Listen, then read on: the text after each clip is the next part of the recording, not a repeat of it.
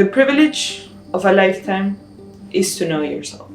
In astrology, there's 12 astrological houses that run through depending on where your ascendant starts. If your ascendant is in, for instance, Virgo, then your first house would be Virgo. Your second house would be Libra, and so on and so forth. When we look at astrology, when we start to interpret how the aspects could be playing out, how the planets interlink together to form your individual energy, you have to first apply your 360 of life. That's your life situations from the first house to the 12th house. So in astrology, that's essentially your ascendant. You look at each life situation. So you can put it in any website online. AstroSeek is the one I use, and it's going to show you a 360 wheel with a lot of different things, a lot of lines going through. Those are just the planets aspecting each other, playing energies together. Depending on how they're aspecting each other, that's going to influence how strong that energetical impulse is. It's applying the life situations and then seeing where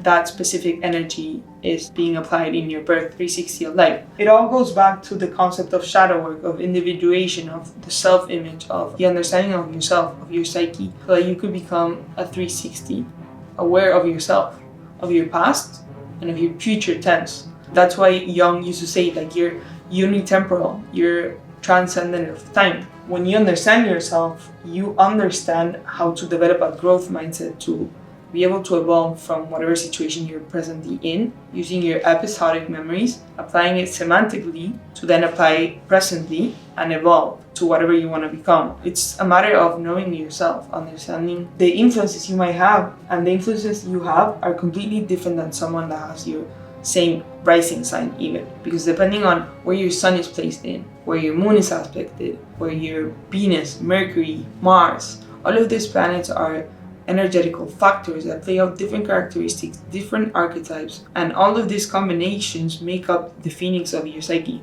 of the 360 of life. As Jung used to talk about, these are just myths, stories we tell ourselves to get a better sense of the energetical factors. That's why we like archetypes. We can see it through astrology, through literature. Everything we tell ourselves is a story. We need a beginning to an end in our mind to feel safe. When we know our story, our 360 of life, we can have a better sense of how we can use and apply our inner state of being instead of getting influenced externally by things and not knowing who you are.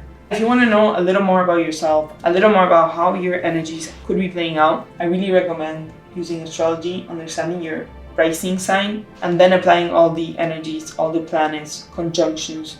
And then you start little by little playing with your birth chart if you want to understand your psyche. Before rushing to an astrologer or before rushing to someone to tell you what those energetical factors could be playing out, I recommend you go do the research by yourself and maybe, start looking at a website if you feel interested. Instead of just jumping to TikTok and seeing a video based on your sun sign and solely based on that energetical factor. So then you depend on that, and that's how you think astrology predicts what your archetypal psyche would be, but it's much deeper, it's much mathematical than that. It's a lot of different energetical factors and stories that we have to interpret together to understand how it's playing out uniquely to us and how we can navigate our 360 of life.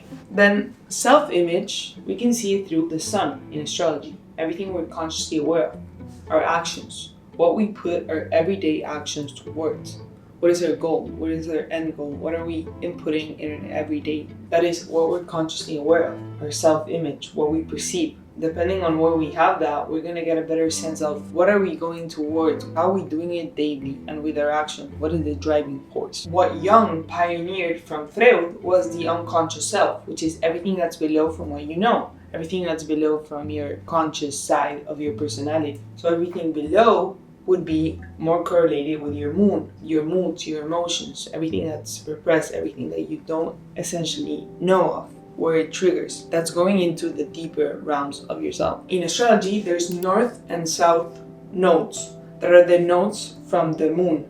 And those are going to give you a better sense of ancestral cycles, of past episodic memories. It's more diving into the complexity of the moon, of everything we hold within. You know, you have triggers that you can't pinpoint, no matter how much you try, no matter how much shadow work you've done. There's still something there that you just categorize that part of yourself as yourself, but you don't really know why intellectually. That would be correlated with everything that deals with your past, everything that's episodic, unique to you. It's understanding astronomy first, and then understanding how these energies could be playing out internally. Understanding the psychological aspect of your 360 wheel within, and then applying it practically. It's first the intuitive aspect of it, and then you practicalize it. You play with those energies to see how can it resonate with you.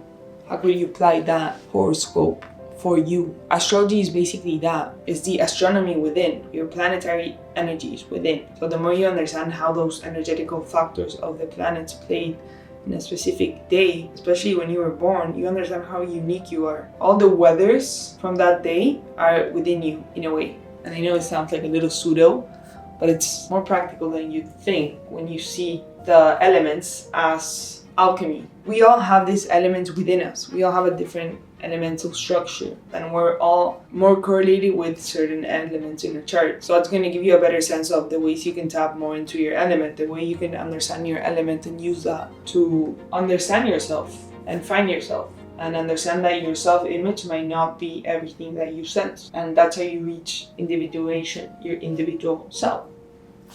So yeah.